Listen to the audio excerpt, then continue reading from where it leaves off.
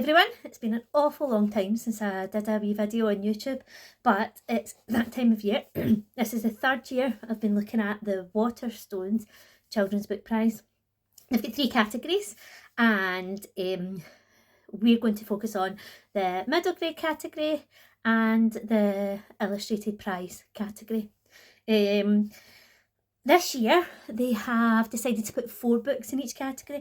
I'm sure in previous years it's been about 6 books in each category, but that makes it a little bit easier for us if we were wanting to read all the books before they announce the winner.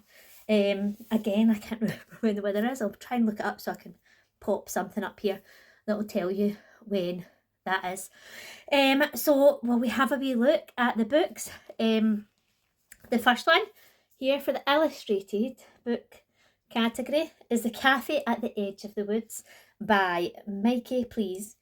And the first thing that jumps out to me is the beautiful colour palette for it. It's a really cosy book. My son said when he read it that it was one of his favourites, but I think he read another one of these recently and that became his favourite, so I'm not sure which his favourite is, but it's definitely a winner for him, and I really enjoyed it too. Look at the wee character there, look at it. It's fabulous, really cosy. This one's called Mountain and Cloud by Jana Curl. It says a story about facing your worries and finding friendship.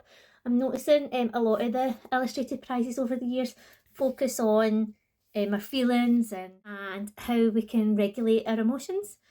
So I'm quite excited to get to that. It's very cute, I love this. This is Gina Kaminsky Saves the Wolf, and it's by Craig Bargreen and Francis Martin. It says, I am Gina Kaminsky. Here are 3 facts. The story of Little Red Riding Hood is full of big mistakes, but I have a plan to fix them, and my plan involves cake, and this is how I save the world. Sorry, this is how I save the wolf. And it says that it's a warm, engaging picture book with a self-reliant, autistic protagonist. That can be really eye-opening for everybody, and it's really nice for people who are autistic, and if that's you, it might be nice for you to read a book with a character who understands things that you go through too. And our final book in the illustrated prize category is this one, Dim Sum Palace by X Fang. And it says, Liddy's too excited to sleep. Tomorrow she's going to the Dim Sum Palace with her family. So when a tempting smell wafts into her bedroom, she has no choice but to follow it. So again, this is the one that my son has read. He's only read 2 of them, and this is the second one. When he read that was his favourite. So let's move on to the middle grade category. The first one up is Tide Magic, The Many Faces of Istiflit by Claire Harlow, illustrated by Carl James Mountford. So it says, on the misty streets of Shellwich, a strange magic rises and falls with the tide. There's definitely a lot to do with the water in this one by the looks of it.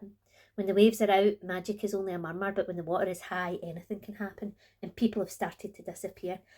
I'm loving the look of this. I'm loving the fact we've got a diverse cast in our book, so I'm excited to see who they are and what they get up to.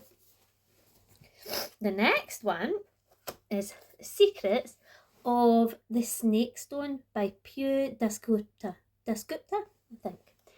A mysterious locket, a missing father, a dangerous secret society. When Jules gives Zelly the golden locket that once held the magical snake stone, Zelly has her first clue to finding her father. The last time she saw the locket was at home in Calcutta. So how did it find its way to the rain-soaked streets of Paris? So again, it sounds diverse. It's mentioned Calcutta as being their home. I'm looking forward to finding out what the mystery is in this book. And we've got this one, The Boy in the Suit by James Fox.